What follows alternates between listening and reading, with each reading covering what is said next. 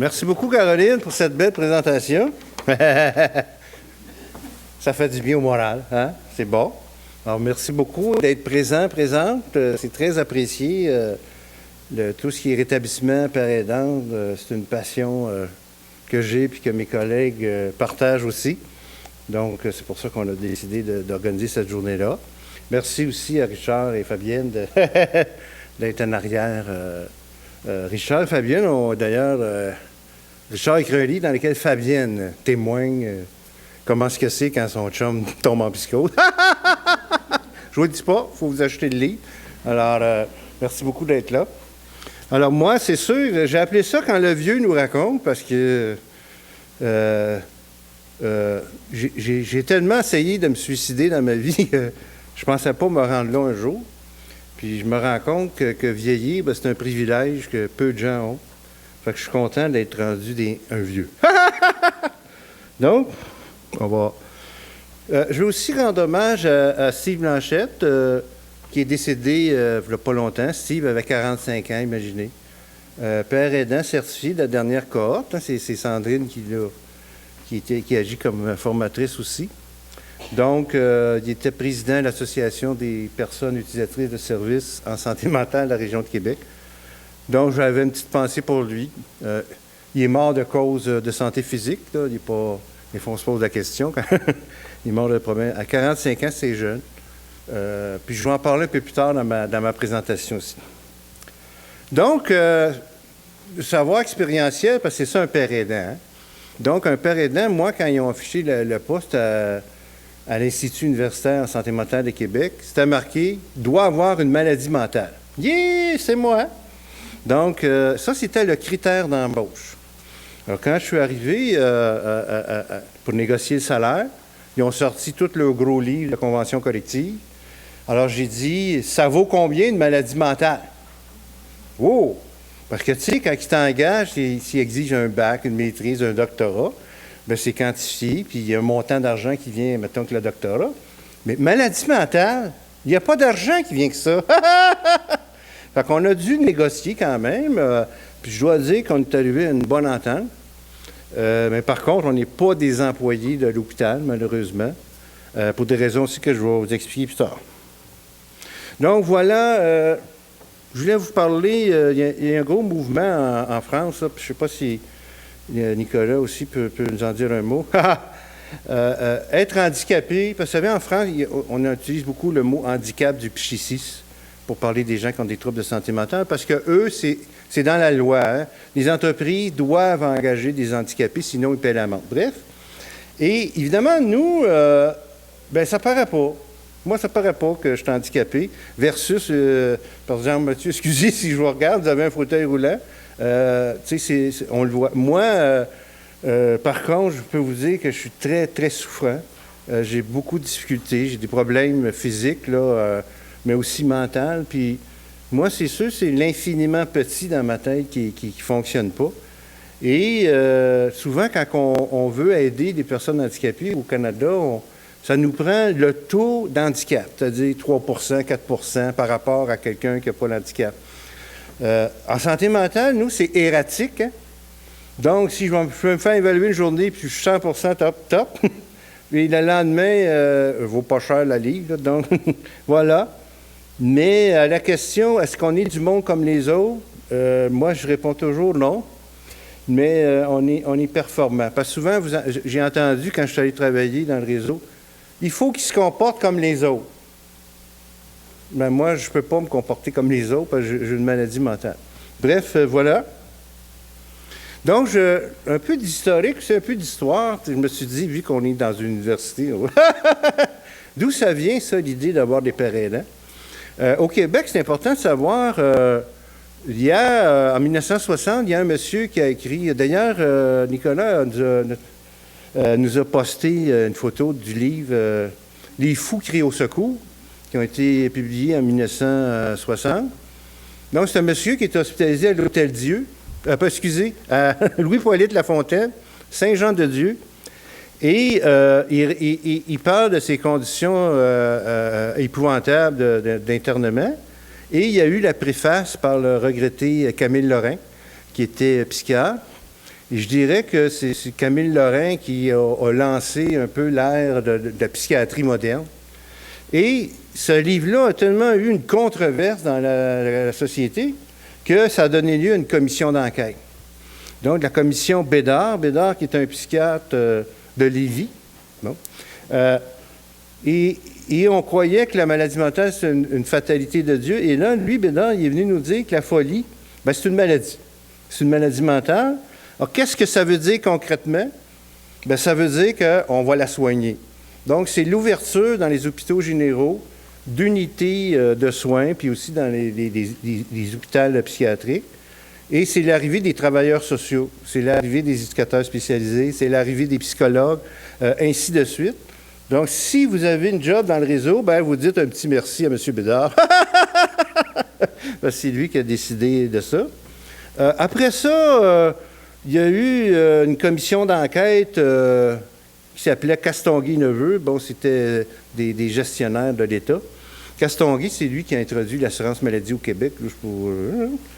Et eux, ils ont dit, bon, finalement, la maladie mentale, c'est une maladie comme les autres. Qui, selon moi, a été une erreur historique.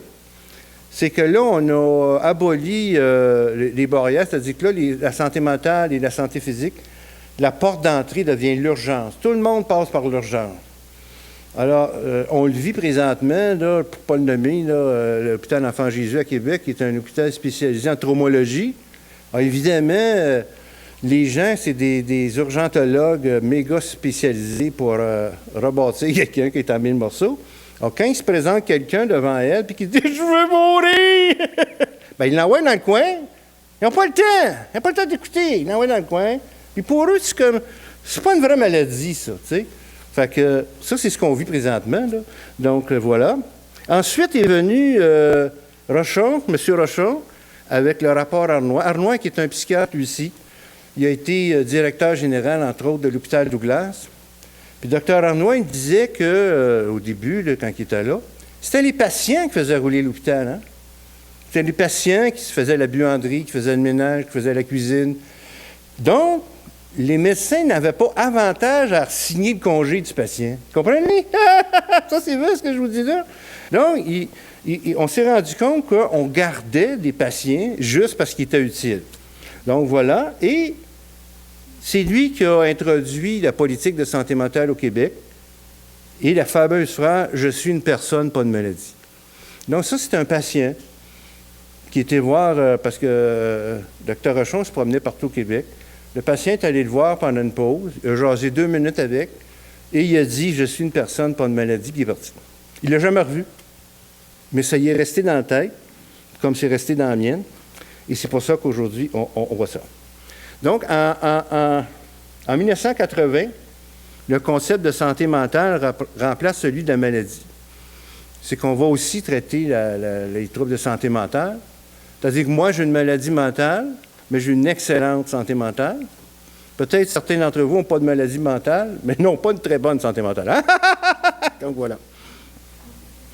Donc, ensuite est arrivée... la loi sur la santé et services sociaux qui dit la primauté de la personne. L'usager est la raison d'être des services. Quand on se lève le matin, c'est pour soigner du monde. Il n'y a pas d'autre raison. Parce que souvent, je me promène dans le réseau et j'entends tellement des conneries. Là. Hein? Leur raison d'être. J'ai entendu l'étoile du Nord. Oui! Fouillez-moi pas ce que c'est. Non, ce n'est pas l'étoile du Nord. Notre raison d'être, c'est l'usager. C'est pour ça qu'on se lève le matin. Donc, voilà. Et là, il y a eu l'appropriation du pouvoir. Et finalement, en 2005, j'y arrive. Et il prescrit le rétablissement comme trame de fond et implique les personnes utilisatrices des services en santé mentale. Et c'est la première fois qu'on voit des pères aidants apparaître. C'est dans le plan d'action 2005. On voulait mettre ça dans les soins intensifs. On visait 30 des équipes devaient avoir un père aidant. Est-ce qu'on a atteint la cible? Là, dans l'autre plan, 2015-2020, on vise 80 des équipes, il faut qu'il y ait un père aidant. Donc, il faudrait qu'il commence un peu mieux. Après ça, il est arrivé le Big Bang. Le Big Bang, ça, c'est la réforme du Dr Barrett. Hein? Le Dr Barrett, il a mis de la dynamite dans le système de santé. Il est allé se cacher, puis il a tout fait sauter. Là, il faut lui rebâtir. Ça a pris un bon 4 ans, je dirais. Mais pendant ces 4 années-là, les pères aidants, zéro.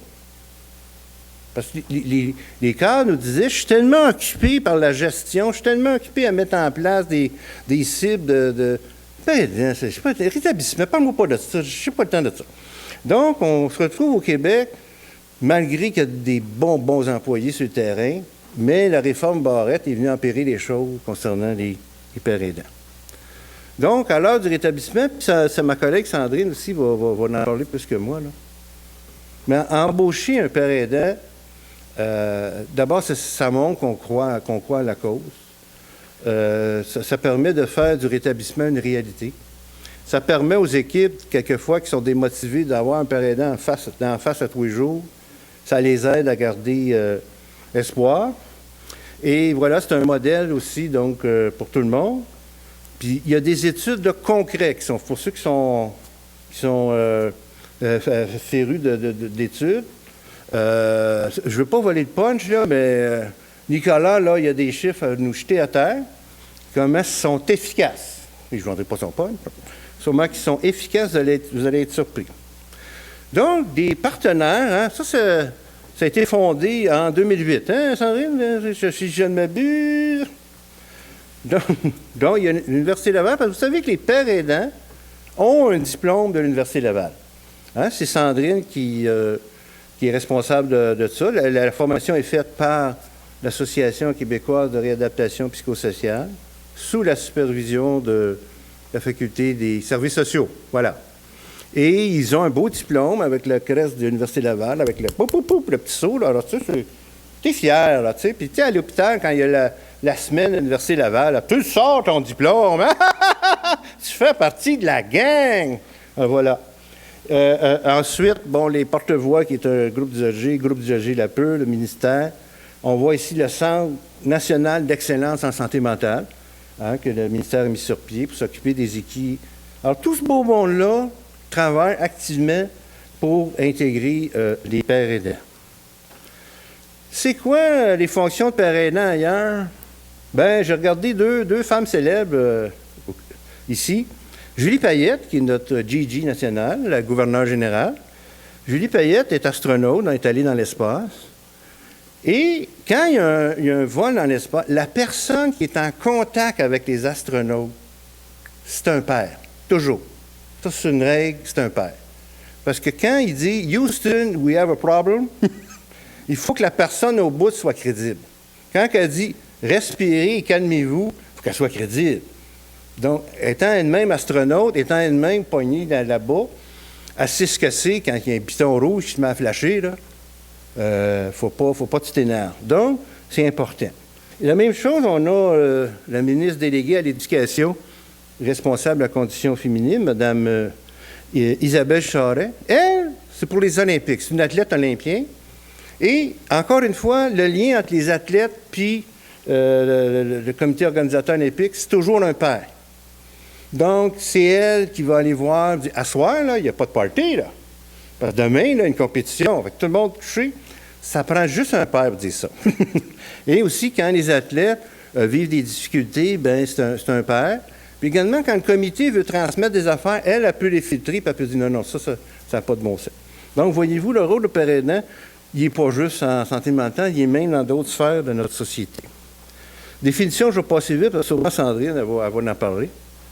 Donc, c'est sûr, c'est quelqu'un qui est un membre entier de l'équipe. C'est un monsieur qui a ou il y a eu un trouble grave de santé mentale. Puis c'est à partir de son expertise qui transmet, qui aide les autres, qui transmet l'espoir, etc. Le rôle du père aidant, c'est important de dire aussi, nous ne sommes pas des héros, pas de G, encore moins des sauveurs. Vous savez, j'ai travaillé à l'Institut universitaire comme père aidant à l'interne, hein, sur les unités d'admission. Troubles psychotiques, troubles d'humeur, troubles de personnalité. Des fois, on m'appelait à mon bureau, on disait « Luc, le patient, il est couché en dessous de son lit, puis il se pense dans l'espace, puis il ne veut pas sortir. » Mais écoute, qu'est-ce que je fasse? Qu'est-ce que je fasse? Je ne peux pas rien faire. Hein? Je ne peux pas rien faire. Tu sais, je peux bien aller discuter avec vous autres, mais pensez pas, je vais arriver dans la chambre, je vais dire, allô, je suis père aidant, il va sortir dans tout de suite, mais non, mais non. Alors, les gens avaient l'habitude de m'appeler quand le feu t'a pris. Tu sais, comme si j'étais Calinette, là. Mais on m'appelait quand le feu t'a pris. Mais non, appelle les pompiers, appelle-moi pas moi. Voilà. Donc, le rôle du père aidant, rapidement, bon, il redonne espoir, il soutient et responsabilise la personne. Ça, c'est important. C'est quoi la responsabilisation du patient? Alors, quand tu as une maladie, quelle que soit, tu as la responsabilité de te soigner. Ça, c'est... Mais des fois, tu as besoin d'être accompagné et utiliser l'autodivulgation, etc. Je vais passer. Les pères aidants, on est formés avec ce modèle-là, c'est-à-dire que le processus du rétablissement en 5 étapes. Hein, vous avez le choc ou le déni jusqu'à l'appropriation du pouvoir à l'autre bout. Et nous, notre rôle, c'est de les accompagner. Donc, quand on voit quelqu'un, on est capable d'identifier dans quelle étape elle se trouve, parce que c'est non linéaire. Hein. Donc, on peut dire, par exemple, si la personne est en choc, en état de choc, bien, c'est pas le temps de parler de mon voyage à Cuba. Bon, je pense que ça ne l'intéressera pas. Donc, il faut choisir. Oui, je me souviens, moi, j'ai été dans ça. Et là, voyez-vous, notre rôle qui est de diminuer la détresse, instiguer l'espoir, encourager la reprise du pouvoir, etc. Je dis toujours, faites-vous voir avec un père aidant. Si vous voulez que les politiques changent, hein, quand vous allez voir les autorités, quand vous allez voir même les doyens et doyennes, amenez un père aidant, toujours. Parce que quand eux, ils mettent un visage sur la souffrance, quand ils mettent un visage, ils ne sont plus capables de dire c'est des affaires de l'autre bout, parce que là, ils ont un visage. Donc là, moi, comme vous voyez, j'aime ça, je posais ici avec la ministre de la Santé du Canada, hein? Le premier ministre ici, M. Michel Chartrand, hein? Qui est un syndicaliste connu, et les anciens gouverneurs généraux du Canada. Bon, voilà. Ça, ici, c'est la ministre de la Santé. Alors, tranquillement, ben moi, c'est sûr, quand je les vois, je leur parle de père aidant, je leur parle de rétablissement. Je ne sais pas s'ils se poussent quand ils me voient y arriver, là, mais ils doivent... Puis je les force à s'engager. Pas juste... Oui. Non, c'est quoi votre engagement, là? Vous, comme ministre de la Santé, là, ça va être quoi votre engagement, là, pour embaucher des pères aidants? Là, il faut aller force. La primauté de la personne dans le réseau, on a beaucoup de misère avec ça. Parce que dans le fond, la primauté de la personne, ça n'existe pas. C'est une affaire... primauté, si vous allez dans le dictionnaire, ça veut dire qu'il est au-dessus de tout. Est-ce que l'usager est au-dessus de tout dans notre système? Non. C'est clair que c'est non. Hein? Donc, il faut arrêter de dire, nous, c'est la primauté de la personne. C'est pas vrai. Le pape, quand on dit la primauté papale, quand le pape dit quoi, c'est ça, puis c'est tout. Pas un mot à dire. Hein? D'ailleurs, quand le pape est élu, vous saviez ça, tous ses officiers sont destitués parce que c'est lui qui doit nommer ses officiers en tant que primauté. Donc, quand un usager se présente dans un service, est-ce qu'il y a la primauté? Non. C'est clair que non. Donc, peut-être essayer plus de dire de respecter leur volonté des gens. Ça, été photographié à Paris. Hein, je sortais du cimetière Père-Lachaise. J'avais été me recueillir sur la tombe de Gilbert Bécaud. Et là, je vois ça, parce que lui, il avait un slogan dans sa vitrine. « Respectez vos volontés, c'est notre métier. » Il fait ça avec des morts! Hein? J'ai passé proche d'aller cogner. Comment tu fais ça? Au Québec, on n'y arrive pas avec des vivants. En fait, c'est ça. Le secret du rétablissement, c'est de respecter la volonté de la personne. C'est tout. C'est comme avec nos morts. Voilà. Ensuite, je vais vous parler rapidement de stigma, parce que l'Organisation mondiale de la santé et l'Association mondiale de psychiatrie ont identifié la stigmatisation envers les personnes aux prises avec un trouble mental comme étant le plus grand défi auquel le milieu de la santé mentale aujourd'hui doit faire face. C'est plus important de s'occuper de la stigmatisation que de découvrir la molécule qui va guérir la maladie. Parce que même si on découvre la molécule qui va guérir, les gens vont rester stigmatisés. Hein? Quand vous prenez le taxi à Québec et vous dites 2601, chemin de la Canardière, le chauffeur va vous dire « Ah, la maison des fous! C'est resté, c'est des racines. » C'est partout, hein? En France, c'est pareil, en Italie, c'est pareil. C'est partout, partout, partout dans le monde, c'est resté comme ça. Donc, on dit que les préjugés entourant la maladie incitent près des 2/3 des personnes atteintes à ne pas aller consulter. Alors, c'est sûr que le père aidant, lui, il aide beaucoup, beaucoup, parce qu'il est moins menaçant, il a passé par là. Puis c'est sûr qu'on a besoin de toute l'équipe de soins, là, c'est important de dire. À nous, tout ça, je vous l'ai dit, on n'est pas des héros, c'est l'équipe. Mais nous, notre spécificité, c'est ça. 2/3 des personnes atteintes ne vont pas chercher d'aide. Ça n'a pas de bon sens. Imaginez que 2/3 des personnes atteintes d'une maladie physique, quelqu'un. Pensez-vous que la santé publique se croiserait les doigts comme ils font présentement avec la santé mentale? Non! Hein? Ils sortiraient dehors, puis ils dénonceraient, puis ils exigeraient des choses. Mais c'est juste des fous, après tout. Bon. Vous savez que l'espérance de vie des gens qui ont des troubles mentaux, puis là, je reviens à mon ami Steve qui est décédé, ils ont une espérance de vie de 10 à 20 ans de moins que les autres. Pourquoi? Parce qu'on ne fait pas d'investigation de leur santé physique, d'une part. Ils prennent des médicaments qui les aident en santé mentale, mais qui créent des problèmes métaboliques. Donc, Steve est mort d'une crise de cœur. Il est mort dans son sommeil. Je ris, mais c'est pas drôle. Il est allé rendre visite à sa mère. Il est mort chez sa mère. C'est une pauvre femme qui l'a retrouvée. Puis moi, je le connaissais bien ici. Et jamais son médecin il a parlé de son cœur. Jamais. Moi, dernièrement, j'ai été diagnostiqué, apnée du sommeil, merci. Puis là, en fouillant dans la littérature, on voit qu'une personne sur 2 diagnostiquée schizophrène souffrirait d'apnée du sommeil.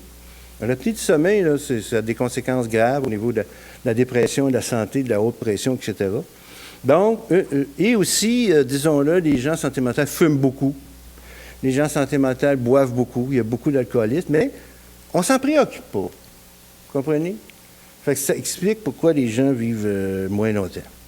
Dernièrement, ma femme et moi, on a demandé pour adopter un enfant de la DPJ, un fut donc se rendre au CIUS de la capitale nationale, qui était mon employeur.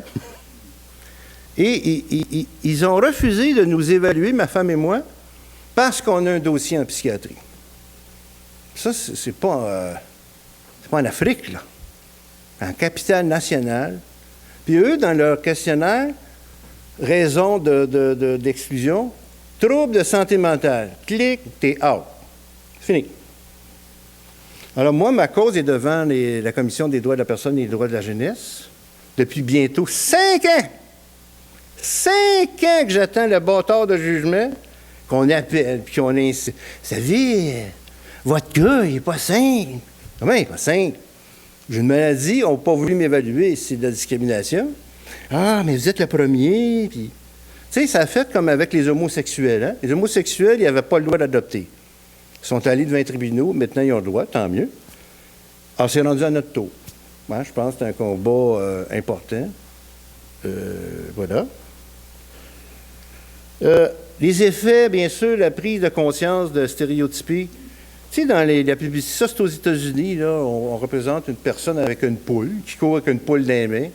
Comme si les gens qui avaient un trouble de santé mentale couraient avec une poule dans les mains. Ah, vous avez vu ça dans vos cours ici à l'université? Il n'y a pas vu ça. Il n'y a pas vu personne avec une poule. Là, en tout cas. Mais non, c'est pas ça la vie, là. C'est pas ça pantoute, avoir un trouble de santé mentale. Donc, par contre, on a de l'espoir, là.